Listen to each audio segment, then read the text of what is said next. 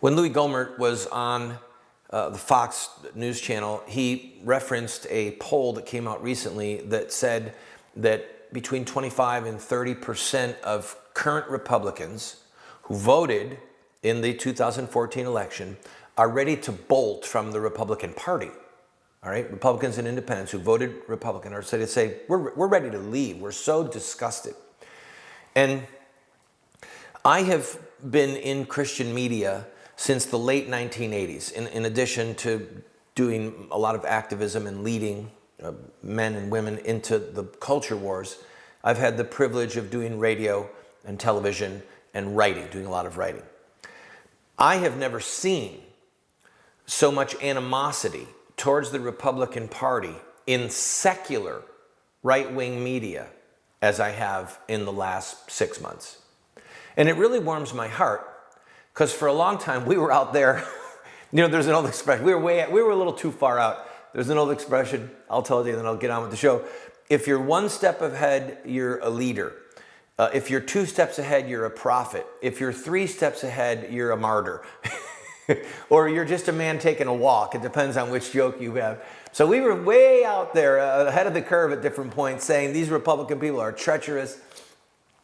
By the way, in 2012, we ran a candidate, David Lewis, against John Boehner, specifically because Boehner was so treacherous. Mr. Lewis, young man, got 16% of the vote in a primary and really held Boehner's feet to the fire. I'll save more of those details for the next segment. Let's talk a little bit about a couple more areas where John Boehner has betrayed us and therefore deserves to no longer be the Speaker of the House. He spoke about time to read the bill.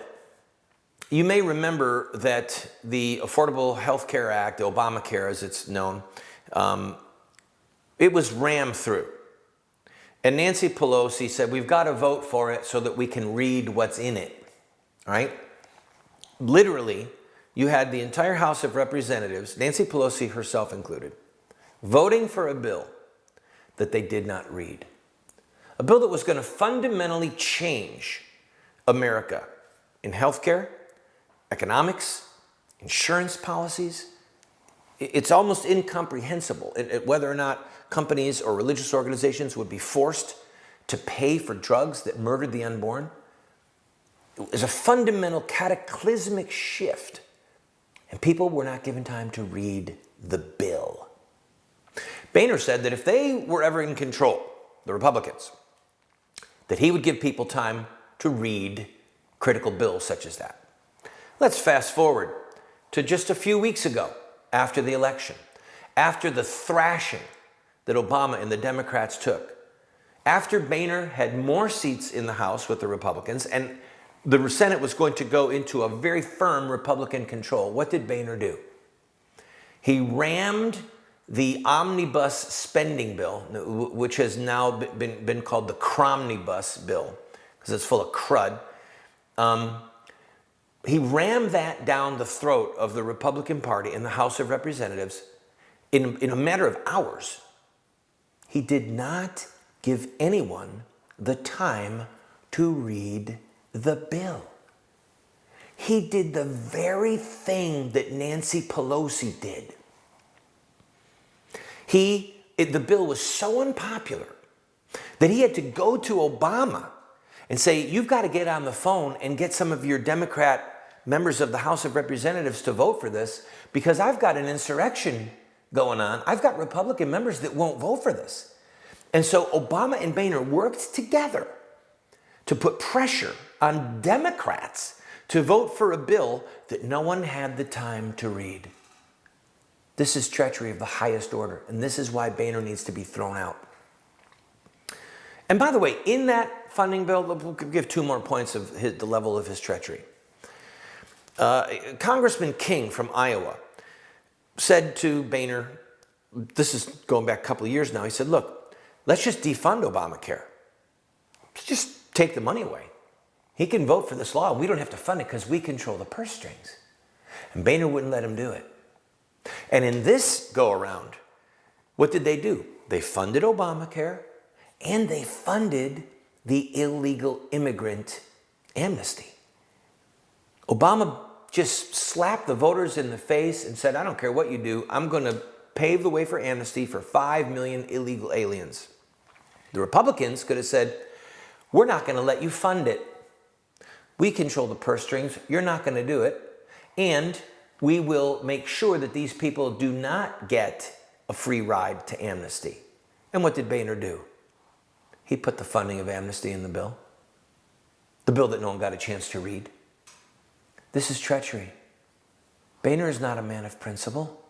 Boehner doesn't represent you and me as a Speaker of the House. He doesn't represent the Republican rank and file. He represents big money. He represents the Chamber of Commerce, who wants all of these illegal aliens to have legal work status so they can get cheap labor and not get in trouble with the federal government. He's not out for unborn babies. He's funding Planned Parenthood. He does not deserve to be the Speaker of the House. He deserves to be sent into political exile. And I hope that you'll call the number that you see on your screen and say to your representative, do not vote for Boehner. Vote for Gomer, vote for Yoho, but do not vote for Boehner. I'll be right back with a word about Christian media. Don't go away.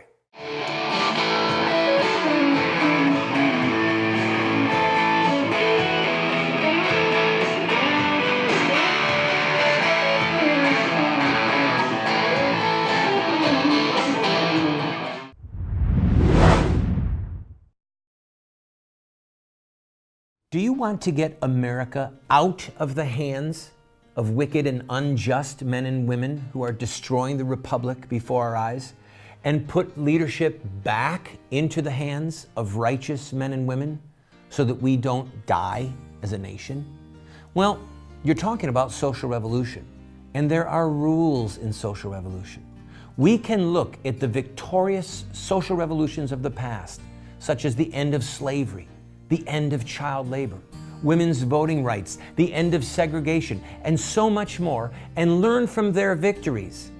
Look at their actions, their images, their rhetoric, their sacrifices, and their final fruit. We will send you this series that originally cost $129, 7 books for students, 1 teacher's guide, if you'll give a gift of any size and just pay for shipping and handling. Take advantage of it today.